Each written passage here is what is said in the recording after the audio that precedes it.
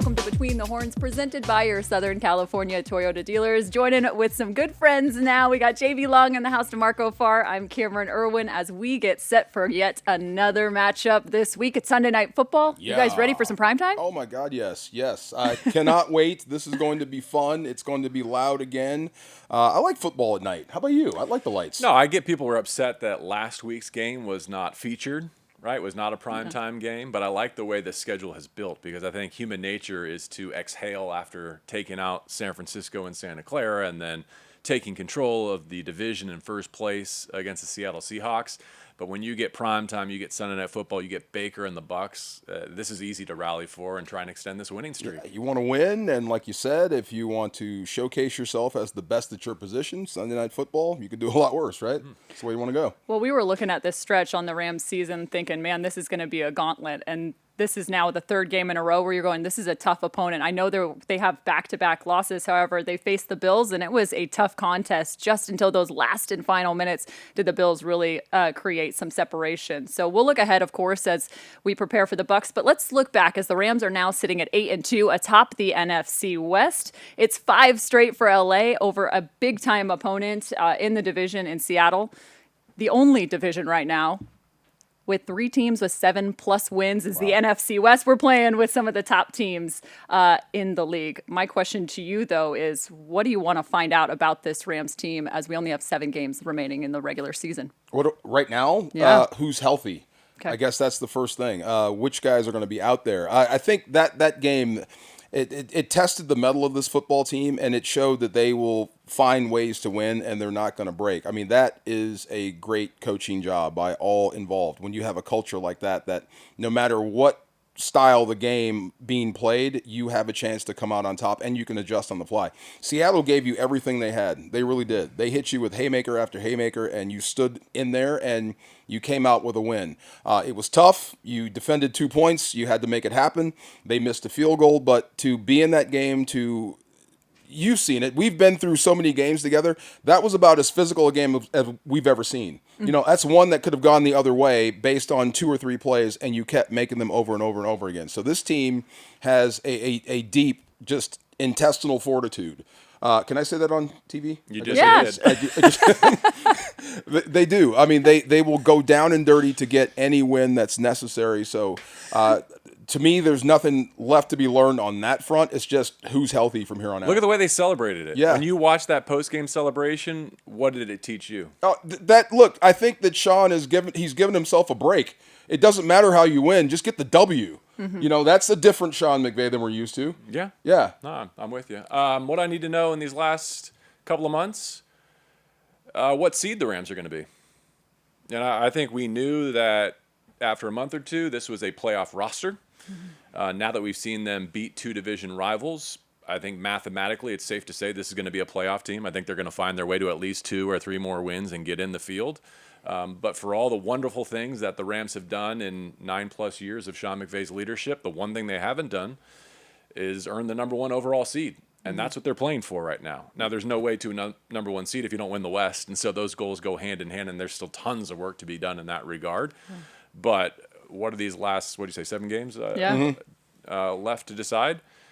Which roster and how healthy a roster can you get into January? And then what's your path to the ultimate goal? Because I think that's the right the Rams have earned. And how do they handle success and manage success and continue to take on playoff caliber opponents? When you look at this window of time, and we'll get to Carolina when the time comes, but Carolina could be a playoff team as well.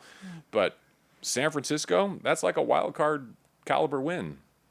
Seattle, that's a divisional round caliber win. Tampa Bay could very well be an NFC championship type of matchup. So you continue to prove your worth against these teams. I think that only means good things, and hopefully it'll eventually translate into a week off come the playoffs. Well, you mentioned McVay post-game, and I actually took some of the quotes because I thought he summarized that matchup, and especially the defensive performance. He called it just resiliency from the defense, and also said, what a blessing for the offense to get a chance to learn from this one. So my question to you is, what can they learn from this one from the offensive side of the ball?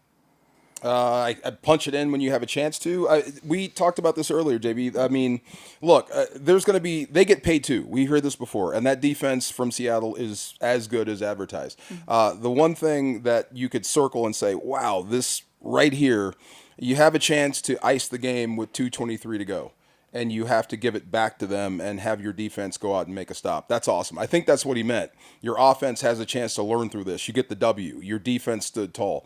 I thought that was awesome. I think the job they're doing on that side of the ball is exemplary. The secondary came up so big, and I know we were knocking on Sam Darnold, and everybody does, and you should after a 4-pick game, but give that secondary credit for being prepared, being ready, and being where they should be. There were some great plays. That first pick by Cam Kinchins, what a read. That is an all-pro read. You can go from one hash to the other and sneak up on a quarterback that's staring down a receiver. Tremendous. And then you almost returned it to the end zone. Oh, that reminds me of one thing. If you are going to do like celebrations, do it on your sideline. Remember the big guys. You caught it over there. Stay over there. Your family's there. Why go to the other side and make them dudes have to run an extra 100 yards? You felt a little left behind there by extension, didn't you? Just stay in the corner. What's the big deal about that corner over there? But, I mean, look, that secondary played so well. That defense is playing lights out, like you said. It was a tremendous back-and-forth game. So I understood what he said. Thank goodness we got the win. Great job, defense. But offense, we have to be better. I think the Rams are going to have to beat the Seahawks twice more. Yeah. And hopefully the third of those games are going to be back at SoFi Stadium. But in terms of the rematch coming next month, I think of all the phases, the Rams offense has the most left on the play sheet. In terms of, I think both defensive coordinators put a great game plan together. I think those were the best defenses that both of these offenses have faced. And you could sense just how much these rosters were built to beat each other from Seattle's standpoint, especially defensively. So there's no shame in scoring a small handful of touchdowns and getting 4 picks and getting out of there with a victory, holding serve at home. But when they go back to Seattle, I think Sean McVay and Mike LaFleur, they have more left in their game plan that never saw the light of day because of the way that game was played, because of the short fields they were gifted by their defense, because of the long stretches of time where they didn't even have the football. Whereas I think in terms of the game of poker, Darnold and Kubiak and the Seahawks put a lot more of what they're capable of and what they have to do to succeed out there on film, and the Rams had good answers for it. And there will be counter moves. Don't get me wrong. Like the game Thursday Night Football in December could look completely different. I expect it to look completely different than that one. But I think what we saw is that the Rams have more avenues to victory. They have more margin for error because of the way they're playing, thankfully now in all 3 phases. And there's a reason why that they got the NFC Special Teams Player of the Week, because the punt of the year oh my God happened right in front of our very eyes. It's ugly. The punts, the end over end stuff, I will never get used to. But man, does it have bite when it hits. I mean, I don't know that many guys that can punt the football that way and that are that strong that can do that. He could not have walked that thing down there and said, right. You start right there any better than he did. See, on those the are those broadcast, they miracle called plays. it a hole-in-one, and I was like, that Is that sounds right? about right. Yeah, Yes, that was heck of a shot. A Yes, once sir. in a lifetime golf shot for sure. Coming out of this one, my initial thought was so much of the conversation was this is going to be a chess match between the Rams and Seattle. And picking up the win, I was going, I'm not even sure if this is even check against Seattle. I think it's going to be check maybe the next time and maybe even checkmate when it really matters the most. It was a cage fight chess It match. was. That's what that was. Yeah. But here's the thing too is Harry Potter style. You're right. I think the Rams have the best piece on the board. And if there's a big, bold takeaway from that game, it's that the Rams still have the best quarterback in the building and in the NFC. I know it wasn't his most prolific game, but Matthew Stafford did enough of the right things to guide his team to victory. And look, I had all the admiration and respect for Seattle going into that game. I think the offseason moves that they made were bold, were daring, were criticized, but they were right. They were right. The doubt that I have is Sam Darnold the quarterback who can get you to the ultimate prize? And that remains to be seen. He's certainly capable of playing a better game than he did. But if you're looking at the difference between these two teams running long term, we know Matthew Stafford can get you all the way home. Can Sam Darnold?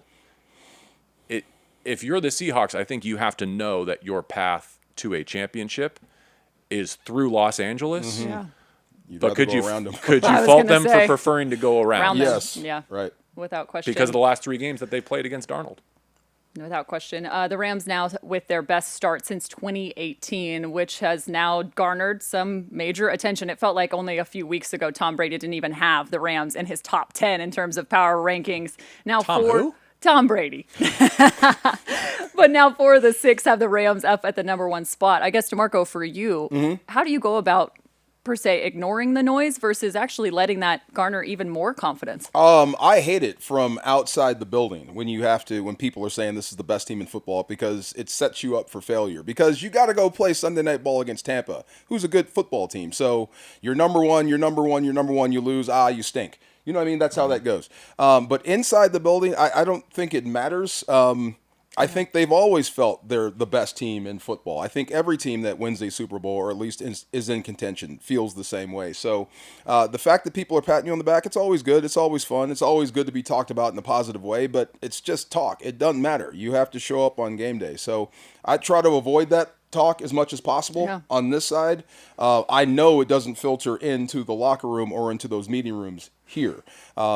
There's a lot of things they can show you to where if we don't do this, if we don't have the punt that we just talked about, that could be a loss. So there's a lot of ways you could have lost that game, as much as there were ways to win it. So it's nice to be talked about in a positive way, but it's still just talk. I agree. I mean, you needed 4 takeaways to get to the finish line there. But I think larger picture, the Rams have played 10 games, and they put a game plan and an effort and an execution out there that was worthy of winning all of them. Now, they lost 2 of them for a variety of reasons, but if they can put 7 more winning efforts together, this thing is going to end up where it's supposed to end up, and whether that's the 1 seed or not, whether that's the NFC West champion or not, you get this team in the fight. We know they're going to be a tough out, and you give me McVay, and you give me Stafford, and you give me Chris Shula in an elimination format, and no matter who the opponent is or where that game is played, I'm going to feel good about it. Now, we're getting to the point in the season where your competitive depth is being tested, and we find out today that it's not just Quentin Lake going on injured reserve, but it's Tyler Higbee going on injured reserve. It's Rob Havenstein going on injured reserve.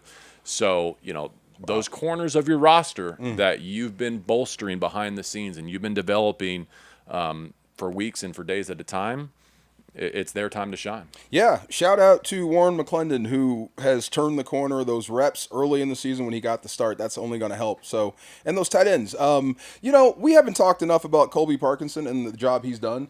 That time where he squared his body and scored, that might have been the best play I've seen as a Ram. Besides the one where he caught it in the corner of the end zone when he leaned back. He's as tall as a giraffe. But how you had the presence of mind to know in that situation with that safety coming, he's coming low. Let me catch, square the football, deal with that, get into the end zone. I thought that was huge. So against his former team? That was huge. Parkinson revenge game, without question. So I think you're prepared to, I guess, be in next man up mode.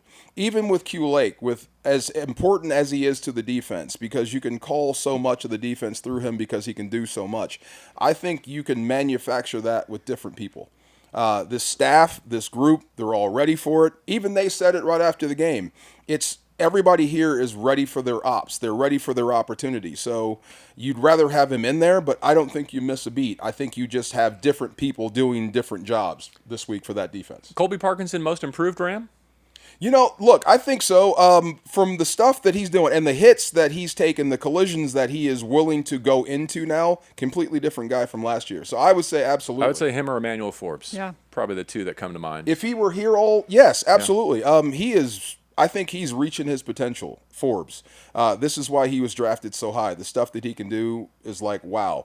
But Colby Parkinson, the way he's accepted that role of what the tight ends are, we have got to be physical on the perimeter. This is why we're calling this play. He's not diving for the sideline. He's running through contact. I think that is awesome. Big opportunity for McClendon. I think he proved he is a starting tackle in this league, and now he's had a couple of weeks off to reset, right? Probably to digest his own pros and cons, to watch Rob go to work. I'm excited for him to jump back in. I think this offense can actually continue to accelerate with him at right tackle. If that's what he looks like to me now, and it's funny when you see these guys go from drafted rookie year, whatever, to the next level. He looks like a starter now. He carries himself like a starter. Where he stands, how he goes about his business. When there's information being passed around the sideline, where he stands in relation to that, he is in tune. He seems like a starter now. The best thing for Warren McClendon is 70,000 plus Rams fans in attendance at SoFi Stadium this Sunday night. What could help him more than that? Oh, yeah. Yeah. Well, playing a library on offense this Sunday night. Right. Shh. Let him operate. Yes, sir. But in terms of Quentin Lake, I mean, he's the Jenga piece on defense, right? Yeah, he is. He's the one that makes so much else possible, and I think the by-committee approach makes sense. We saw a lot of Josh Wallace, like 27, 29 snaps, something like that. This is why you get Roger McCreary in kind of a subtle pre-trade deadline deal for depth. Kobe Durant can play inside on probably some of the more known passing downs and distances, but who's going to continue to match and fit the run down in and down out the way that Quentin Lake does, and run with tight ends up the seam the way that Quentin Lake does? The way he play, you can't equate it just with one guy, but you can do it by play calling. So I think that's the thing about this staff and this secondary, the way they play. They can get people ready to play in a short amount of time, and there's always ways to cover up for a guy you're missing in Q Lake. You can become ultra aggressive, which is what Chris Shula wants to be anyway. So if you don't have the guys to cover, you can always send more bodies towards Baker Mayfield and get after him that way, which is what affected Sam Darnold the most anyway, moving him around, making him feel unsafe. He threw it to you a few times. I was just about to say, you transitioned right into Shula, and that's where I wanted to go next, because some of the defensive adjustments that he made, particularly even into the second half, were really solid. And you think about just Seattle, based more on a volume run game. They're looking to throw the ball deep over the head, but you look back at some of the explosives, they really only had about 1.5 on the ground in terms of explosive plays, about 3 in the air. What adjustments did you really see from Shula I'll that answer this enabled question. Pass. Pass on the question, or We're not going to mention his name on the show. you mean the one-handed grab there? No. No. Okay. Well, I guess we're The done talking defensive about coordinator Shula. of the Los my bad. Angeles I Rams. got you. Okay. He doesn't want to talk about him anymore, and I don't blame JB, you. I think the secret is out. Yeah, you can't hide You a can't guy. hide him Can't anymore. hide a guy named Shula. You're not going to keep him out of the interview room, I guess. I think the secret is out. He is doing a fantastic job. They are doing a fantastic job. I thought Seattle's game plan was very good. It took the Rams into the deep water and you tried to wear them out. And I thought Jackson Smith and Jigba was as good or better than advertised. When they replay a one-handed catch in somebody else's house, you know that catch is primo stuff. So I thought the game plan, the adjustments, it may not have been schematic. It could have just been a little motivational. And to keep guys together and in tune, I thought it was fantastic. You outlasted a team that was trying to knock you into the oblivion. But we kind of previewed it by saying whoever can live in and thrive in sub packages the longest in that game is probably going to win that game. And the Rams' willingness and ability to play with extra safeties and defensive backs on the field and still not give up the explosives in the running game, be able to get the football back. I mean, that was the difference, because Seattle, again, perfectly built to thwart where the Rams have gone offensively, which is why you see the Rams go, oh, okay, they got this 13 personnel covered. They've done their homework. Let's go pivot and let's go try and find a way to get enough points and enough first downs to win this thing. Yeah. Every time Walker touched the ball in the third and fourth quarter, I held my breath. And they kept coming up with stop after stop. He had some runs, but they didn't allow the big one. You know what, though? I think Seahawks fans felt that way whenever Kyren Williams got a touch in that game. Thank you, Lord. Great Yes, call. sir. Way to go, Kyren. To me, that was the best he's played. Yeah. When you talk about getting to the unblocked guy and dealing with him and not letting that stop your progress from going down the field and then having those defenders react to you, yeah, that was the best he's played in a long time, in my opinion. He had 2 runs for over 30 yards, and actually that's the first time a running back has had 2 30-plus yards in the same game in the McVay era. No. Oh, yeah. Let's do it Even again with Sunday. Gurley? Yeah. I know, Really? it's shocking. I know, it's shocking. Let me go back and look, because that doesn't seem right. It seemed like Gurley broke every other player. Or is that just our memory? It might be. I'm happy to see Kyren where he is, not just in terms of explosions, but now cemented in the Rams' career top 10 for rushing. For someone who grew up a Rams fan, idolizing Steven Jackson, like, that's just cool. And he's still got thousands of yards left in him, which is great. Do you think the share changes at all, just considering the performance he put out on I the was table? surprised among our listeners, our fan base, like how much of a buzzworthy topic that was. Because I think Kyren has benefited from not just the Agreed. competitive push of Blake Corum, but the reduced snap count. And I think a lot of our audience that's been begging for more Corum, because he too has been explosive, is now being counterbalanced by saying, wait a second, you had a hot hand. Yeah. why take opportunities away from Williams? These sound like champagne problems, right? They do. If you've got a ball secure, explosive Kyren Williams, who you want to give more handoffs and more snaps to, that's Always a good. much better place to be than where we were a month, 6 weeks ago. When the Saints were here, one of my old coaches, defensive coordinator, was on that staff, and he told me something I'd never even thought of. All the guys that backed me up became starters. All the guys that backed you up in the league became starters. Yes. You must have been good. But that was the push. That was the competition. These guys are good behind me. I'm not giving up that job. We talked about this. Competition will bring the best out of you. I think you just saw that with Kyren. He's proving that. I think Blake Corum was making a real challenge for that job, and you had to step it up to keep him off your neck. Either way, it's good for us and good for the offense. The ball's moving down the field, but I think it brought the best out of Kyren, and I'm with you. I think there's more there. That was an epic humble brag by you. That was. What? For someone who's never touted his own playing career, Ever. that was nails. I never even thought he said it. Yeah, I no idea. Yeah, one of them's on that coaching staff. That's what he. That's why he brought it up. Yeah. Well, guys, we do need to address just Stafford's performance in this one. Obviously, picking up the win and getting the touchdowns when we needed them. However, it was interesting. I looked at some of the just total time to throw, and it was the second fastest Stafford has had all season long, only to Houston. It was 2.46. Oh, to get it and out. we talked about the Seattle front, but how different of a matchup could this have been for Stafford? Was it on him, or was it more so on the Seattle front? I'm going to give the front credit. I thought the edges were good. I thought that we were talking about Byron Murphy. Yeah, he's going to be a problem for a while. Yeah. He's not going away. They got some pressure on Stafford. He had to get rid of it. And the secondary, I thought they had a great game plan. I thought they game planned some stuff and took away some quick reads. And I thought if Matthew Stafford was a lesser quarterback, you could have rushed it. You could have gave up sacks. You could have threw the ball to them just like Sam Darnold. So some days it's going to be tough sledding, and you have to, find a way to make chicken soup out of what. And I think that's exactly what he did. So the numbers don't bear it out, but I thought he played a tough football game against a very tough defense that was bringing it on him. I mean, he's been on the ultimate heater, right? So Without there was going to question. be some regression somewhere along the line here. I'm glad that regression looks like it looks in a win against maybe the best defense in the league right now, with no turnovers. He'll tell you he should have made that first throw, I think, to Higbee in the red zone. The hopper. And Yeah. look, I still don't know why that challenge was not successful, but if they give Kyren that first down, if Matthew hits Higbee, we could be looking at an entirely different game script and a much different box score for Matthew Stafford. But what I love about, again, to go back to the post-game celebration, is Devontae is cussing and venting because he got, 7 or 8 targets and only one catch, and it was a touchdown and it was a big one. But, he's less than 100%. You didn't feel him as much as you have been lately. Matthew Stafford was sped up, like the clock that you just gave evidence to. But he's at a different point. Sean McVay's at a different point in their career arc where you can win through that imperfection because you're a more complete team now. You're a more patient team. You're a more patient staff and offense. And I think that bodes really well. You're not going to be able to put up 5 touchdowns per game every time out in this league. It's too good, especially against a team like that.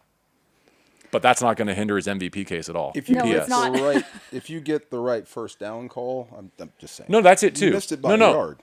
That hurts. It And really not does. just that first That's down first call. and 10. Yeah. Yeah, it is. But then on 1st and 10. Or first and goal. Yeah, right. So what Yeah. you're saying is true, but the other thing I meant to say is look at the Rams' lack of success on first down. Yeah. The secret sauce offensively this year has been being on or ahead of schedule almost Killing it on first down. exclusively. They've had so few negative down and distances, and then you run into this wall that is this Seattle defense, and all of a sudden you're living in 2nd and 10 or 3rd and behind the chains. And guess what? Against any defense, but especially that defense, your numbers are going to plummet if you're in those sorts of circumstances. So. Yeah. And it was interesting, too, looking at just the third down, struggling on that and finding some 4th down opportunities. The Rams actually converted on 2 of 3. I'm curious, though, from a mindset, is it more an approach, an aggressive mindset by the Rams, or is it more a function of how the NFL is now being played as they've gone for it more on 4th down? I think 18 total times this season. It's the fact that they haven't made a field goal since Yeah. Baltimore. Yeah. Here, I think primarily. Yeah, I was yeah. going to say, Right, we haven't yeah. even kicked a field Right. goal in the might last be- 2 games. There might be a little more aggression. I don't know I think we're more with the numbers now. The analytics say go for it more, and teams kind of lean on that. That field goals aren't worth it. But I think with this football team and the kicking game the way it was, you're still in a touchy-feely mode that if you have a chance, would you rather go with a risky prospect of kicking it or go with putting the ball in Nine's hands? I would rather go that way with Matthew Stafford. I think it's an all of the above type of thing. What you just said, plus you've got a championship caliber defense who can cover up any failures on fourth down. So I love the fact that not only has Sean McVay come to see the light in terms of the analytic argument, but that even when it falls short, and I mean you fail on your first fourth down, and then you get in a goal line situation, you get stuffed, that you're willing to go for it again on fourth down and spread them out and shotgun handoff. You talk about a tendency break there. What are you supposed to do defensively now, DeMarco? If you've got Devontae Adams who can hit the fade, who can hit the slant, you got Puka unlocking the red zone, you've thrown touchdowns to your tight ends the last few weeks, and now that you can just swing the sledgehammer of Kyren Williams again? You know, this is funny. This is great. This is how you know when a DC is on his heels. If I had that situation with that on tape, now that they can run it or throw it out to Devontae, I'm just going to have to pressure you and hope I get there. Make him throw it faster than he wants. Maybe I'll get a tipped ball or something. Well, that's where a lot of these blitz stats that you've seen percolating, like Stafford's been eviscerating the blitz, and it's true. A lot of that is like short field red zone, where the defensive coordinator's like, we've only got this much real estate to Might as cover. well, right. Anyone who's not occupying a receiver, Hit it. Go get him. Yeah. But he's got the answers to the test. Yeah, I mean, I thought that was huge. It was a big call. I think you even asked, like, what would you call here? I said, they stuffed you twice. Go ahead and throw it. And I'm glad Seattle was thinking like me, because once they spread out, that middle opened wide. It just opened wide open, and there goes Kyren for the touchdown. Parting in the Red Sea. Yes. All right, guys, you ready to look a little bit more ahead towards the Bucs? Yeah. All right, top of NFC South facing off now against the top of the NFC West. However, it feels like these two teams, if you look at their records or even recent history, you might be thinking they would be trending in opposite directions. However, the Bucs have more one-score games than it feels like the rest of the league, winning 4 of 6 one-score games throughout their time. They started off 5-1. Rams now on a 5-game win streak. So when you look at this one, on the defensive side of the ball, what needs to be accomplished? Defensively, look, I have all the respect in the world for Baker Mayfield and what he can do. He is the second coming of Fran Tarkenton type guys. The play's never dead. You know what I mean? Even if you defense it perfectly and you run the route for the receivers, you still have to keep him corralled, which is easier said than done. And they do a great job of keeping you off balance with the running game. Now, it hasn't been explosive, but it's something you have to respect. It really does test you. So Baker's tough. I think the thing about this defense is you have to recover quickly from that sort of game. It was physical. It was brutal. And then you have to get it going again and dial that up to get after Baker Mayfield. Because if you don't get pressure on him, he can stand back there and sling it and wing it with the best. So you're going to have to bring the same effort you brought on Sam Darnold to Baker Mayfield, but that's just half of it. He is a better quarterback on the move than Sam Darnold. So this will be another stiff test for the defense. First of all, how cool is it that Baker's coming back to SoFi under the lights at primetime, right? gonna Like be awesome. he shouldn't even be allowed to prepare for this game until Friday at the earliest. Like He let's only gets see if he can 48 do it on hours. 2 sleeps again. Man, that was a special chapter in Rams history. I'm so glad for his couple of months here Yes. in Los Yeah. Angeles. Not as glad as he is because it's earned him Another job. tens of millions of Yeah. dollars. Yes. But also a newfound love for the game of football, too, which he's mentioned this week, which I thought was pretty special, his time is here with cool. LA. He was being bounced around for a while. In this room, who doesn't root for Baker Mayfield? Everybody roots everybody for Baker. roots for him. We all love Yeah. Baker for what he did here. So, but I won't it's- be rooting for him on Sunday. But the only way you show him the proper respect is to get after him, just like you did Cooper Kupp this weekend. But I think you preface the backdrop and the motivation appropriately in terms of the Rams are in a how do we handle success mode, and the Buccaneers have lost to, 2 AFC contenders in consecutive weeks, right? So they're in a little bit of back against the wall. Like the presumed favorite in that division, and still the favorite, I would argue, is suddenly feeling a little bit of pressure, a little bit of pursuit from the Carolina Panthers, and I think their lead's down to a half a game. So they come here. It reminds me a little bit of like the Miami Dolphins and the primetime matchup from last year. Different stakes, but like Miami was at that point in the season where it's now or never. Like if we're going to make a run at this thing, we got to flip the switch. And Tampa Bay's got more margin for error built in, but I think you should expect a desperate game plan and group a bunch of Buccaneers. Absolutely. When you said Carolina in the mix, that's wow, unreal. What a difference a year makes. Yeah, I mean, Yeah. get ready for that challenge too, by Big the time. way, Yes. post-Thanksgiving. There are some question marks in terms of the Bucs offense because they've been dealing with numerous injuries. But Irving currently on the practice field this week. How could that maybe shift the game plan against this offense? He's another guy like McCaffrey that could, eat you up both ways. Yeah. He can run the football. He's not the biggest dude in the world, but he's not afraid to run inside. And he's a guy like we were talking about with McCaffrey. Sometimes he's the primary, and he'll kill you that way. Even if he's the dump off, the secondary option for Baker Mayfield, when he catches it, you got problems again. So it's just another one of those issues, the problems that comes out of the backfield, and he could take it and be immediate with it. So he's a guy you just can't get away from. Smith and Jigba is a guy you can kind of get away from by putting pressure on the quarterback. Once Irving gets it, he's got it. Now you got to go deal with him. So that's how dangerous he can be. But I think this defense has been up to the challenge no matter who's carrying the rock this I year. mean, the thing that I appreciate about Tampa Bay, and this goes back to last season when they were, playing me and DeMarco at tight end, basically, is they've been able to put up points and manufacture offense no matter their circumstances.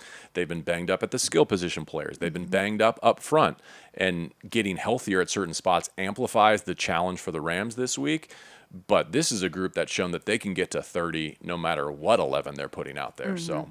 Yeah, it was interesting because Sean Tucker actually had a career day, 3 touchdowns, 2 on the ground, 1 through the air, and he could be a force to be reckoned with. And again, Chris Godwin also somewhat questionable. He might be out there, may not. So Why don't you wait a we'll week? see. I was saying the same thing. Guys, we have a really fun celebration taking place on Sunday night. Of course, it's prime time, but it's also the Aaron Donald celebration game. So I'm telling you, Rams fans, the first 60,000 fans into SoFi, you are picking up an 80 bobblehead and the GOAT bobblehead. That's awesome. You know you want one of those. Of course I do. You know what I would do? If when he comes out for that, I would just put a set of pads off to the side. That's a good call. Helmet, shoulder pads, just have them ready, just in case. You never know. I know you like the life-size Aaron gonna say, Donald, or I guess 75%. 59,999 get a bobblehead, but I'm getting mine first. Yeah, you go. So. Absolutely. I like that this is somehow tied into Baker's visit to SoFi because that 22 season was such a grind and it hurt so badly. But I'm just like I said, I was thankful for Baker's time and the way he helped flip the emotional energy of that season. By that point in the year, Aaron was done for 22, but the fact that he didn't ride off into the sunset from the parade stage in 21 will always mean so much to me. One, because I wasn't ready to say goodbye, and I know many of us still are not ready to say goodbye. But there had to be times that fall in 22 where he was like, what was I thinking? How did they convince me? I know they convinced him with a paycheck, but how did they convince me to come back and keep doing this, right? Yeah. And not only did he endure that season, but he came back again in 23. And there's no way, in my estimation, that the Rams accomplish anything in 23, certainly are not where they were in 24 and again here in 25, if Aaron didn't tack on those last 2 seasons. So, yes, he's going to be forever remembered for what he did against San Francisco in that NFC Championship game, what he did against the Bengals in the Super Bowl, the 3 Defensive Player of the Year honors that he won. But in my everlasting memory, 22 and 23, and then being willing to walk away when you had the team back on the upslope. Yeah. That to me is, you still feel his legacy around here. You still feel his standard in that room, on this defense, in this facility, which might have been true if he walked away after the confetti fell, but I think is all the more rich and enjoyable because of those 2 additional seasons we got out of him. You want me to believe, I'm talking to Aaron, you want me to believe that you're retired? Stop lifting 160-pound dumbbells. Okay? Try that. I knew you were going to bring it up. Stop burying I knew it. young people like Verse in the weight room. Then I'll believe you're done, okay? But bring the pads out just in case. When he's in the building, though, DeMarco, that makes an impression feel it. on Rams who are dressed. Yes, when he's there, I mean, I can't tell you, this is just me seeing my idols walk by. And when they're in the building, you want to show your best game for them. And I don't care who you are, from Warren Sapp to John Randall, everybody, the guys that I thought were the great, he's the best I've ever seen at that spot. If you have a doubt, I don't want to hear it. I've never seen a guy that good, that dominant, and that inspiring. So when he's in the building, if you're playing that position, you might want to, pump your game up just a little bit. Yeah, there's a reason there's a GOAT alongside I like Aaron that. Donald That's on the awesome. bobblehead. And yes, the GOAT's head does move as well. Does it? I think It at does. least the one here in our studios, it does. It does. That's cool. Yes. It does. Guys, just final thoughts and keys to victory. What do you want to start with, DeMarco? Wow. Well, I think you have to find a way to approximate and equate, if you can, replace Quentin Lake, and you can't do that just one for one, and not miss a beat on defense. The communication's been great. The connection between front, linebacker, and secondary. Oh, Nate Landman, again, great football. Everything else, knocking the ball birthday. out, and happy birthday. Happy birthday. Yes. And Punaford. And Punaford. Happy birthday. Did he actually say something? You had him when Rams revealed. That was fun, right? Yeah. That was great. I Running don't clock. mind. I was Running gonna clock. say- I don't mind. He talks with his pads. But defensively, just stay on the same page. It's next man up. It's the same thing you've done week in and week out. And offensively, find a way. If you have to close the game out. You have to be professional on that side of the game, on that side of the ball. If it comes down to that situation, if you have a chance to win the game on offense, you must do it there. Don't rely on the defense. Yeah, I'm going to go back to early down efficiency. The Rams getting back to what they've done so well to put themselves in favorable situations to throw the football. I'm not saying they can't throw it on first down. I'm just saying they have to be efficient in that dimension to stay on track, to sustain some drives. I also want to shout out Steve Avila, who I think since he's been getting back to health has been kicking doors down in a very meaningful way.